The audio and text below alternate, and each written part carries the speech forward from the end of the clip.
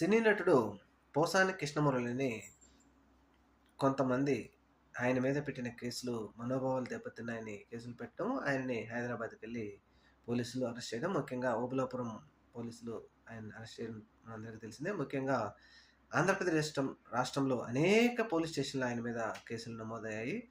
అలాగే ప్రతి police station వాళ్ళు జైలు దగ్గరికెళ్ళి పీటీ వారెంట్లు పట్టుకొని మాకు, మాకు అంటూ కూడా నిలబడటం మనం చూసాం. అయితే న్యాయస్థానం మాత్రం పోసాని కృష్ణమురళికి బెయిల్ మంజూరు చేసింది.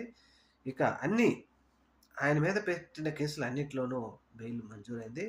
ఇక ఏదైనా వింత జరిగితే తప్పితే రేపు ఖచ్చితంగా బెయిల్ మీద పోసాని కృష్ణమురళి విడుదల కానున్నాడు. మరి ఇప్పటికైనా అధికార పక్షం నాయకులకి వారి కోపం తగ్గిందని అంటున్నారు. చూడాలి మరి కోపం తగ్గక మళ్ళీ గనక మనోభావాలు దెబ్బతింటే మరి ఇక రేపు ఈ నైట్‌కి నైట్ ఇంకొక కేసేమో రావచ్చేమో గానీ చూద్దాం మరి ఏం జరుగుతుందో.